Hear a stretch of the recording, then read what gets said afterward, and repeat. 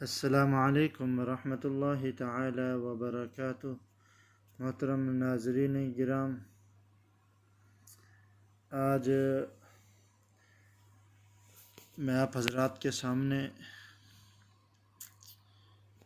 ایک سلسلہ شروع کرنا چاہ رہا ہوں۔ دراصل ہمارے ہاں قرآن مجید کو پڑھا تو جاتا ہے، لیکن عوام الناس کے لیے الفاظ کی ادائیگی کا طریقہ، الفاظ کی خاصیت، مخارج وغیرہ کا اتنا خاص لحاظ نہیں رکھا جاتا، اور اکثر قرآن مجید غلط پڑھا جاتا ہے، کبھی مجہول پڑھا جاتا ہے، کبھی الفاظ کی ادائیگی صحیح نہیں ہوتی۔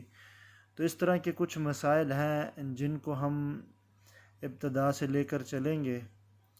تو میں نے ایک کوشش کرنے کی کر رہا ہوں کہ آپ حضرات کو نورانی قاعدہ جو ہے وہ ایک تفصیل کے ساتھ پڑھا دیا جائے، تاکہ آپ حضرات اگر اس کو سنیں اور اس کو پڑھیں اور اس کے بعد قرآن کی ادائیگی جو ہے اس کی کرنے کی کوشش کریں، آپ کو فائدہ بھی ملے گا انشاءاللہ۔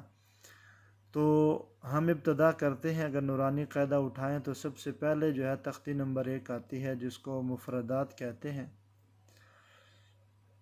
مفردات بنیادی طور پہ ایک ایک حروف جو لکھا ہونا، علیحدہ علیحدہ چیز کو مفرد کہا جاتا ہے۔ تو مفردات مفرد سے نکلا ہے، مطلب الگ الگ یا ایک کو مفرد کہا جاتا ہے۔ تو جب علیحدہ علیحدہ حروف لکھے جاتے ہیں، ایک ایک حرف کو علیحدہ لکھا جاتا ہے، اس کو مفردات کہتے ہیں۔ اور ہر زبان کی بنیاد انہی کچھ حروف پر ہوتی ہے، جن حروف کو سیکھنے کے بعد، ان کی ادائیگی کے بعد آپ اس زبان کو آسانی سے پڑھ سکتے ہیں۔ تو عربی زبان میں جو یہ حروف ہیں جن کے اوپر عربی زبان پوری کا انحصار ہے، وہ 29 حروف ہیں۔ ان حروف کو مفردات کہا جاتا ہے۔ اب 29 حروف جو ہیں، ان کی دو طرح کی، ایک ہے لکھنے کے حساب سے اور ایک ہے ادائیگی، مطلب کہ مخارج کے حساب سے۔ مخارج کے حساب سے بھی اس کی علیحدہ کیٹیگریاں ہیں۔ اب مخارج کے حساب سے اگر دیکھیں گے تو تقریباً جو ہے کسی نے 14 مخرج کسی صاحب نے لکھے ہیں، کسی نے 17-18 مخرج لکھے ہیں۔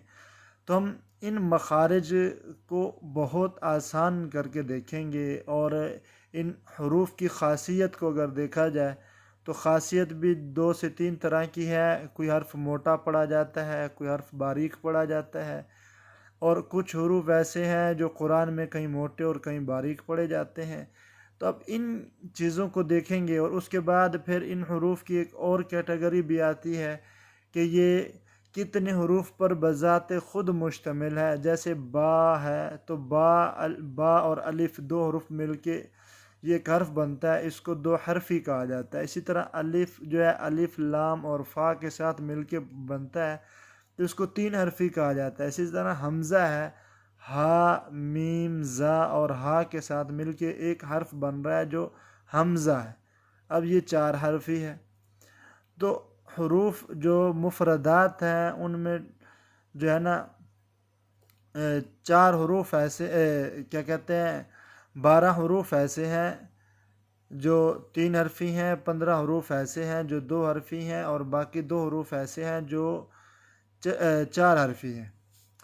تو اس کے بعد ان کو جس وقت آپ پڑھیں گے تو اس کی آگے ایک اور چیز وضاحت کے ساتھ آئے گی کہ ان کے پڑھنے کا طریقہ جو ہے، جب آپ اس کو دیکھیں گے کہ موٹے اور باریک کے حساب سے، تو پھر اس کے 3 کیٹیگریاں بنتی ہیں۔ 7 حروف ایسے ہیں جو ہمیشہ موٹے پڑھے جاتے ہیں، ان کو حروف مستعلیہ کہتے ہیں۔ اگر آپ حروف مستعلیہ نہ بھی یاد کریں تو آپ کو یہ پتہ ہو کہ قرآن میں 7 حروف ایسے ہیں جو مستقل موٹے پڑھے جاتے ہیں بس۔ وہ حروف کون سے ہیں؟ خا، صاد، غاد، طا، ظا، غین، قاف۔ اب 3 حروف ایسے ہیں جو کبھی موٹے اور کبھی باریک پڑھے جاتے ہیں۔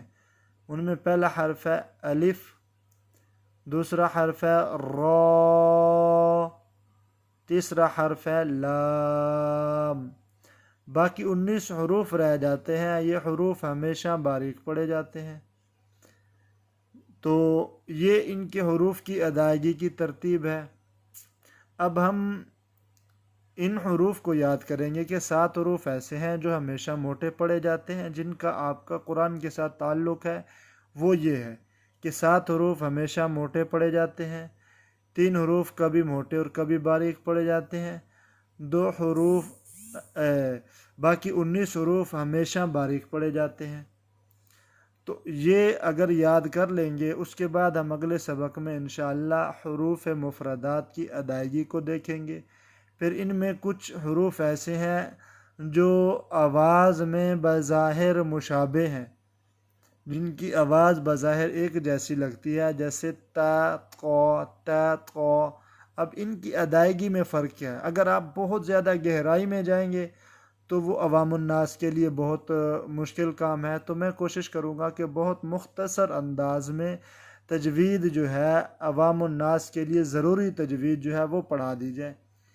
تو اس کے لیے انشاءاللہ یہ آج سبق نمبر 1 ہے، انشاءاللہ ہم ترتیب کے ساتھ چلیں گے۔